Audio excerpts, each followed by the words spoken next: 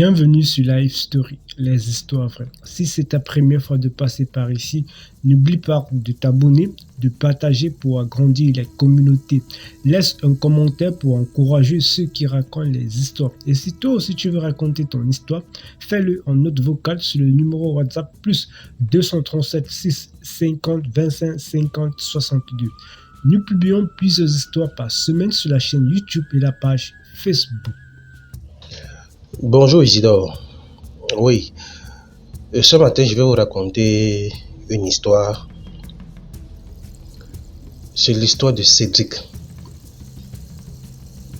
Cédric a été initié dans la sorcellerie par sa belle-mère. Histoire vraie. Oui, Cédric est issu d'une famille pauvre et en plus orphelin. Et c'est comme ça qu'il fait la rencontre on peut dire Kelly. Il fait la rencontre de Kelly et les parents de Kelly acceptent Cédric malgré eux parce qu'il est démuni. Mais Cédric était un battant. C'est donc comme ça qu'il a tout finalisé et épousé Kelly. C'est ainsi que les deux vivent leur vie amoureusement, sans souci. Et l'activité que Cédric menait a chuté. Et il ne s'occupait plus tellement bien de sa femme comme au départ. C'est donc ainsi que Kelly fait part de ça à sa maman. Mais jusque-là, il n'y a pas de problème. Et donc, la belle-mère de Cédric vient causer avec Cédric à la maison et lui fait comprendre qu'il y a une réunion où il peut venir cotiser de temps en temps, il peut venir cotiser et lorsqu'il va bénéficier, il pourra relancer son business. C'est donc comme ça que Cédric ne s'est pas posé de questions. Il s'est dit, comme c'est ma belle-mère, je peux intégrer la réunion sans problème. C'est donc ainsi que Cédric intègre la réunion. On cotisait la réunion 10 000 francs par semaine. Donc, enfin, j'ai oublié un détail. Cédric, entre-temps, avait déjà 2 enfants avec Kelly. Un garçon et une fille. C'est donc ainsi que Cédric commence la réunion. Il part, il se présente, il commence à cotiser et sa belle-mère lui fait comprendre que comme tu as besoin d'argent pour relancer ton business, je me porte garant, tu peux bénéficier, je peux te faire bénéficier même si c'est pas ça. Là, à la réunion, je serai un peu comme ton pardon, comment on dit ça, comme ton garant. C'est donc comme ça que Cédric vient à la réunion parce que la tontine donnait 1 300 000.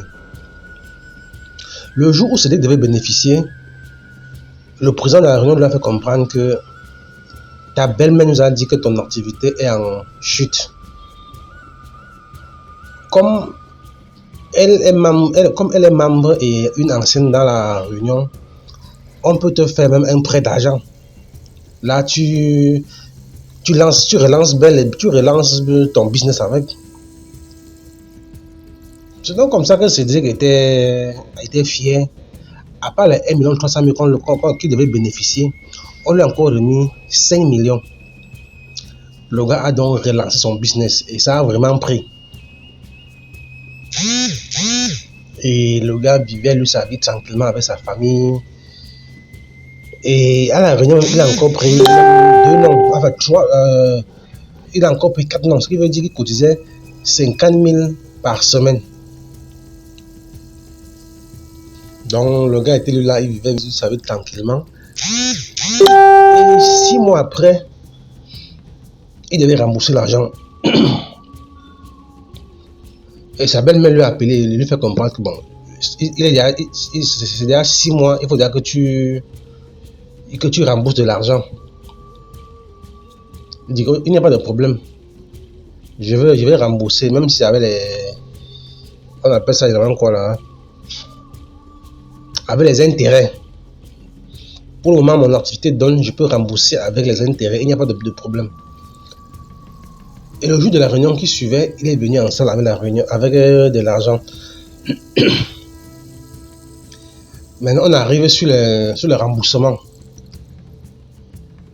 On appelle son nom et il vient devant avec les 5 millions et plus. C'est là où on le fait comprendre que l'argent, si tu ne peux plus rembourser ça, comme tu vois là, à cet effet, il va falloir préparer pour ton remboursement parce qu'on t'a donné de l'argent sans condition, puisque tu es un nouveau membre. Il a dit sans problème. Si c'est pour la séance prochaine, il n'y a pas de problème. Je vais cuisiner. Je vais cuisiner et venir avec. C'est là que les membres de la réunion se regardent. Apparemment, sa belle-mère ne l'avait pas tout dit. C'est maintenant, on lui demande, mais tu ne demandes même pas qu'est-ce qu'il faut cuisiner pour l'occasion. Tu acceptes seulement. Il dit que, mais quand vous demandez de cuisiner, je sais que je peux faire du taro avec de la bonne viande. Je crois que faire cela, c'est vous honorer. C'est là où le président dit à sa belle-mère, mais attends, tu ne lui as pas fait part des conditions de la réunion. Sa belle-mère dit non, pas vraiment. Vu qu'il était dans les problèmes financiers, il a seulement voulu qu'il vienne à la réunion épargner. Le président dit ok, mon jeune homme, ce que tu dois faire,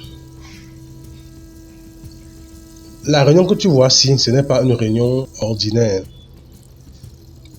C'est une réunion où on aide les gens et au retour, ces personnes nous donnent à manger. Je n'ai pas refusé, je vais vous donner à manger, mais pas aujourd'hui, je n'avais pas prévu à manger aujourd'hui.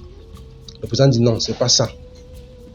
Ce qu'on te demande de faire, c'est de nous donner, soit ta femme, soit ton garçon. Le gars était scandalisé. Il regarde sa belle-mère baisse la tête. Il regarde le président de lui. Elle ne t'a pas dit au départ, mais voilà ce que je te dis. Voilà ce qu'il faut faire. Pardon. Le gars dit, ok, pour le moment, je vais me concerter avec ma femme. Je n'avais pas fait cela au départ. Je n'avais pas prévu au départ. Il a pris ça tranquillement. Il n'a pas fait de ça un problème. Et c'est donc comme ça qu'il rentre à la maison. Il voit son épouse, Kelly. Il dit à Kelly, comme tu vois là, c'est grave. Il dit, mais il y a quoi? Il dit que bon, je suis allé à la réunion pour le remboursement. Je n'ai pas pu rembourser. Voilà ce qu'on m'a dit à la réunion. Et apparemment, ta mère était bel bien au courant. À la réunion, on sait déjà que je suis orphelin. Et ce qu'on me demande, on demande de te sacrifier ou de sacrifier notre fils aîné. La fille a crié, elle a pris son téléphone, elle a appelé sa mère. Ouais maman, comment tu peux nous faire ça? Comment tu peux nous faire ça? Tu sais bien que c'est tout ce que j'ai à terre. Comment tu peux nous introduire dans un truc pareil? Tu ne nous dis pas à l'avance. Sa mère dit, le fait est déjà fait. Il faut seulement qu'il se décide. Vraiment. Et il paraît même que c'est sa belle-mère qui avait tué son mari. Et elle avait déjà tué son mari et ses 2 enfants. La fille n'était même pas au courant. C'est donc ainsi que la fille se met à pleurer, mais les pleurs ne changent rien. On avait donné 1 semaine à Cédric pour se décider. Comme le Dieu des innocents ne dort jamais, il y a un père au marché, au lieu de service de Cédric, qui est venu et il a expliqué le problème au père. Le père a dit que c'est pas un souci. C'est pas un souci. Je vais t'aider à t'en sortir. Mais pour t'en sortir, il va falloir que tu sacrifies ta belle-mère.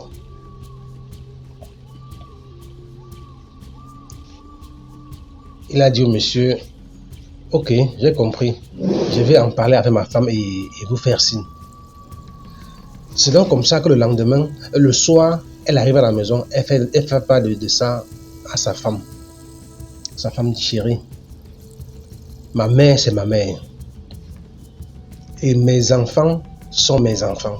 Je ne peux pas accepter que tu sacrifies mon enfant, un enfant que j'ai porté pendant 9 mois. Je ne peux pas accepter cela. Si maman a décidé de t'introduire dans des trucs louches et de nous nuire, elle ne peut que donner sa tête. Je ne peux pas supporter te perdre et mon fils. C'est donc comme ça que le lendemain, Cédric est rentré au marché voir le papa. Le papa lui a amené chez les pygmées et on a blindé Cédric, blindé sa femme et blindé ses 2 enfants. Ce qui fait que le jour J, Cédric est reparti à la réunion. Je ne sais pas vraiment comment il a fait, mais il a donné un nom. Vraiment, je ne sais pas comment ça s'est passé. Le nom qu'il a donné, c'était réellement le nom de son fils. Mais son fils portait plutôt le nom de sa maman, de sa grand-mère. Je ne sais pas si on se comprend. Donc il a donné un nom, il a donné le nom de son fils. Mais ce qui s'est passé, c'est que quoi? Lorsqu'on a voulu vendre son fils, ça a plutôt pris sa maman. Je ne sais pas comment ils ont pu inverser cela. Mais c'est l'histoire qui est là. C'est comme pour vous dire quoi? Faisons très attention à des réunions que nous entrons. Faisons très attention. Eh bien, la belle-mère est décédée.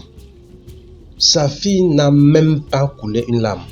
Comme je vous dis là, sa fille n'a même pas coulé une larme. Donc, c'était un peu ça l'histoire. Partagez au maximum. Isidore, merci pour tout ce que tu fais. Et à très bientôt pour une nouvelle histoire.